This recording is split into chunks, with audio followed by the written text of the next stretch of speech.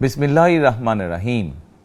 প্রিয় দেশবাসী, আসসালামু আলাইকুম।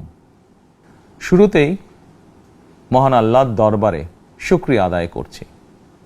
হাজারো শহীদের প্রাণের বিনিময়ে আমরা দেশ এবং জনগণের স্বাধীনতা, সার্বভৌমত্ব রক্ষা করতে পেরেছি। তাবেদার মুক্ত বাংলাদেশে জনগণের ভোটে জনগণের কাছে জবাবদিহিমূলক একটি নতুন সরকার যাত্রা শুরু করেছে। দেশে গণতন্ত্র এবং মানুষের অধিকার পুনঃপ্রতিষ্ঠার এই যাত্রা লগ্নে আমি দেশবাসীকে শুভেচ্ছা এবং আন্তরিক অভিনন্দন জানাই। স্বাধীনতা প্রিয়, গণতান্ত্রিক আমি প্রিয়।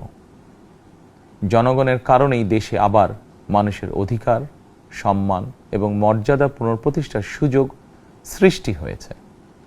আমি দেশবাসীর উদ্দেশ্যে একটি বার্তা দিয়ে বলতে চাই, মুসলমান, হিন্দু, বৌদ্ধ, খ্রিস্টান তথা দল, মত, ধর্ম, বর্ণ নির্বিশেষে পাহাড়ে কিংবা সমতলে বসবাসকারী এই দেশ আমাদের সবার।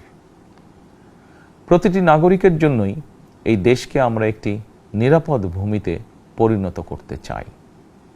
একটি স্বনির্ভর, নিরাপদ, মানবিক, গণতান্ত্রিক বাংলাদেশ প্রতিষ্ঠাই বিএনপি সরকারের লক্ষ্য। প্রিয় দেশবাসী, ফ্যাসিবাদের সময়কালে দুর্নীতি, দুঃশাসনে পর্যুদস্ত একটি ভঙ্গুর অর্থনীতি, দুর্বল শাসন কাঠামো আর অবনতিশীল আইন শৃঙ্খলা পরিস্থিতির মধ্য দিয়ে নতুন সরকার যাত্রা শুরু করেছে। আইন শৃঙ্খলা পরিস্থিতির উন্নয়ন এবং কঠোরভাবে দুর্নীতি নিয়ন্ত্রণের মাধ্যমে জনগণের মনে শান্তি, নিরাপত্তা ফিরিয়ে আনাই হচ্ছে আমাদের সরকারের প্রধান অগ্রাধিকার। সারা দেশে জুয়া এবং মাদকের বিস্তারকেও বর্তমান সরকার আইন শৃঙ্খলা অবনতির অন্যতম কারণ বলে চিহ্নিত করেছে। সুতরাং জুয়া এবং মাদক নিয়ন্ত্রণে আইন শৃঙ্খলা বাহিনী সব রকমের কঠোর পদক্ষেপ গ্রহণ করছে। জনজীবনে শান্তি ও নিরাপত্তা নিশ্চিত করতে সরকার সর্বোচ্চ উদ্যোগ গ্রহণ করছে। দেশের প্রতিটি সাংবিধানিক এবং সরকারি, বেসরকারি প্রতিষ্ঠান চলবে বিধিবদ্ধ নীতি নিয়মে। দলীয় কিংবা রাজনৈতিক প্রভাব, প্রতিপত্তি অথবা জোর জবরদস্তি নয়। আইনের শাসনই হবে রাষ্ট্র পরিচালনার শেষ কথা। প্রিয় দেশবাসী, আগামীকাল থেকে সারা দেশে শুরু হতে যাচ্ছে পবিত্র মাহে রমাদান।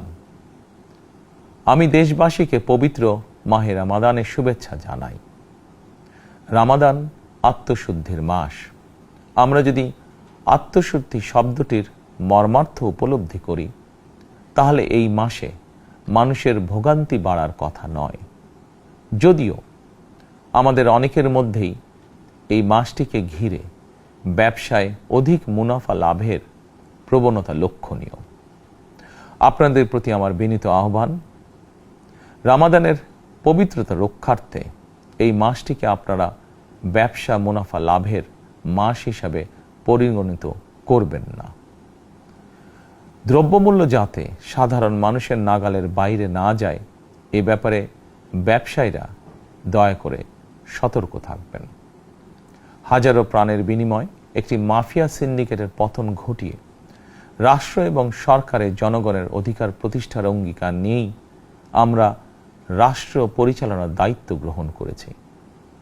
বিএনপি সরকার সকল ক্ষেত্রেই অনাচার, অনিয়মের সকল সিন্ডিকেট ভেঙে দিতে বদ্ধপরিকর ইনশাআল্লাহ। ক্ষুদ্র, মাঝারি কিংবা ছোট বড় সকল ব্যবসায়ীদের প্রতি বর্তমান সরকারের দৃষ্টিভঙ্গি সহজ এবং স্পষ্ট। বর্তমান সরকার ব্যবসায়ী এবং ক্রেতা সাধারণ উভয় স্বার্থ রক্ষা করেই প্রয়োজনীয় পদক্ষেপ গ্রহণ করতে চায়। সুতরাং সরকারের পক্ষ থেকে কী ধরনের উদ্যোগ গ্রহণ করলে বাজার পরিস্থিতি নিয়ন্ত্রণে থাকবে কিংবা ক্রেতা বিক্রেতা উভয়েরই স্বার্থ রক্ষা হবে, এ ব্যাপারে আপনাদের যে কোনো ধরনের পরামর্শ কিংবা অভিযোগ শুনতে সরকার প্রস্তুত। ক্রেতা বিক্রেতা গ্রহীতা, এই সরকার সকলেরই সরকার। এই সরকার আপনাদেরই সরকার।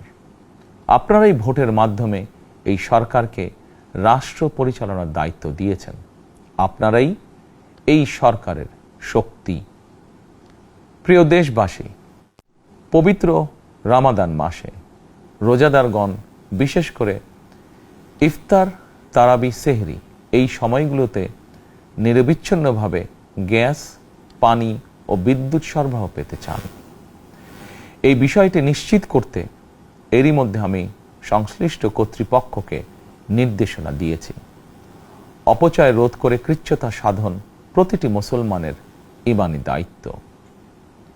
অফিস আদালতে বিনা প্রয়োজনে কিংবা প্রয়োজনের অতিরিক্ত গ্যাস, বিদ্যুৎ, পানি খরচের ব্যাপারে সচেতনতা অবলম্বন করাও ইবাদতেরই অংশ বলেই আমি মনে করি। দেশের সকল সরকারি বেসরকারি কর্মকর্তা কর্মচারী এবং জনসাধারণের প্রতি কৃচ্ছ্রতা সাধনের আহ্বান জানানোর আগে আমি সরকারের মন্ত্রী এবং বিএনপি সংসদ সদস্যদেরকে দিয়েই একটি দৃষ্টান্ত স্থাপন করতে চেয়েছি। বিএনপির সংসদীয় দলের প্রথম সভাতেই আমরা সিদ্ধান্ত নিয়েছি, বিএনপি থেকে নির্বাচিত কোনো সংসদ সদস্য সরকারি সুবিধা নিয়ে ট্যাক্স ফ্রি গাড়ি আমদানি করবেন না এবং প্লট সুবিধাও নেবেন না। আমি আপনাদের সামনে বলেছিলাম, রাষ্ট্র পরিচালনার সুযোগ পেলে বিএনপি সরকার মহানবীর ন্যায়পরায়ণতার আদর্শ অনুসরণ করবে। আমি মনে করি বিএনপির সংসদীয় দলের এই সিদ্ধান্ত ন্যায়পরায়ণতার আদর্শেরই একটি অন্যতম প্রতিফলন। প্রিয় দেশবাসী, বিভাগীয় শহরগুলিতে বিশেষ করে রাজধানী ঢাকায় যানজট অত্যন্ত নিয়ন্ত্রণহীন। হাটে মাঠে ঘাটে, অফিস আদালতে জনগণের ভোগান্তির শেষ নেই। জনজীবনের নানা ক্ষেত্রে জনদুর্ভোগ লাঘব করা না গেলে জনমনে স্বস্তিও ফিরবে না। রাজধানীতে জনসংখ্যার চাপ কমাতে বিকল্প ব্যবস্থা গ্রহণ করা জরুরি হয়ে পড়েছে। মানুষ তার নিজ জেলায় কিংবা নিজের বাসা বাড়িতে থেকেও যাতে সহজভাবে সঠিক সময়ে অফিস, আদালত, ব্যবসা বাণিজ্য করতে পারেন, সেই লক্ষ্যকে সামনে রেখেই সারা দেশে রেল যোগাযোগ ব্যবস্থা ঢেলে সাজানোর উদ্যোগ নেওয়া হচ্ছে। এই পরিকল্পনার অংশ হিসাবে প্রথমেই রেল, নৌ, সড়ক এবং সেতু মন্ত্রণালয়ের কার্যক্রম পুনর্বিন্যাস ও সমন্বয় করা হচ্ছে। আমরা মনে করি সারা দেশে রেল যোগাযোগ ব্যবস্থার সহজ, সুলভ এবং নিরাপদ করা গেলে একদিকে যেমন জনগণের শহর কেন্দ্রিক বা নগর কেন্দ্রিক নির্ভরতা কমবে, অপরদিকে পরিবেশেরও উন্নতি হবে। প্রিয় দেশবাসী, আমাদের চারপাশে সমস্যার শেষ নেই, তবে সমস্যার পাশাপাশি সম্ভাবনাও কিন্তু কম নয়। আমাদের বৃহৎ জনগোষ্ঠীকে যদি আমরা দক্ষ জনশক্তিতে রূপান্তরিত করতে পারি, তাহলে এই জনসংখ্যাই হবে আমাদের জনসম্পদ। আমরা নিজেদেরকে দক্ষ করে গড়ে তুলতে পারলে শুধু বাংলাদেশই নয়, বিশ্ব বাজারও আমাদের জন্য উন্মুক্ত। তথ্য প্রযুক্তির সিঁড়ি বেয়ে বিশ্ব এখন কৃত্রিম বুদ্ধিমত্তার যুগে প্রবেশ করেছে। প্রযুক্তির এই প্রতিযোগিতামূলক বিশ্বে সম্মান এবং স্বচ্ছতার সঙ্গে টিকে থাকতে হলে আমাদেরকে কোনো না কোনো একটি বিষয় বা কাজে পারদর্শী হতে হবে। দেশের কোটি কোটি শিক্ষার্থী এবং তরুণ যুবশক্তির উদ্দেশ্যে বলতে চাই, মেধায়, জ্ঞানে, বিজ্ঞানে নিজেদেরকে যোগ্য করে গড়ে তোলার জন্য যত রকমের সহযোগিতা দেওয়া যায়, সব রকমের সহযোগিতা দিতে বর্তমান সরকার প্রস্তুত। কর্মসংস্থান এবং কর্মপরিবেশ নিশ্চিত করার সুনির্দিষ্ট অঙ্গীকার নিয়ে বর্তমান সরকার যাত্রা শুরু করেছে। প্রিয় দেশবাসী, দীর্ঘ 18 বছর পর দেশে ফিরে গত বছর 25শে ডিসেম্বর আমি বলেছিলাম, দেশ এবং জনগণের জন্য আই হ্যাভ এ প্ল্যান। 12ই ফেব্রুয়ারি জাতীয় নির্বাচনের আগে দেশের বিভিন্ন স্থানে ঘুরে আমার প্ল্যান, পরিকল্পনার অনেক কিছু আমি আপনাদের সামনে তুলে ধরেছিলাম। আপনারা স্বাধীনতার ঘোষকের প্রতিষ্ঠিত দল বিএনপিকে ভোট দিয়ে রাষ্ট্র পরিচালনার দায়িত্ব দিয়েছেন, সকল পরিকল্পনা বাস্তবায়নের সুযোগ দিয়েছেন। এখন এই সুযোগকে কাজে লাগিয়ে সকল অঙ্গীকার পূরণ করার দায়িত্ব বিএনপি সরকারের। আমরা আমাদের পরিকল্পনা এবং প্রতিশ্রুতি বাস্তবায়নের কাজ শুরু করে দিয়েছি ইনশাআল্লাহ। অঙ্গীকার পূরণের এই যাত্রাপথে আমরা ভবিষ্যতের দিনগুলোতেও আপনাদের অব্যাহত সমর্থন প্রত্যাশা করি। প্রিয় দেশবাসী, সরকার প্রধান হিসাবে আমি দেশবাসীর উদ্দেশ্যে একটি বিষয়ে প্রতি দৃষ্টি আকর্ষণ করে বলতে চাই। নবগঠিত সরকার গঠনের সুযোগ দিতে যারা বিএনপিকে ভোট দিয়েছেন কিংবা দেননি অথবা কাউকেই ভোট দেননি, এই সরকারের প্রতি আপনাদের সবার সমান অধিকার।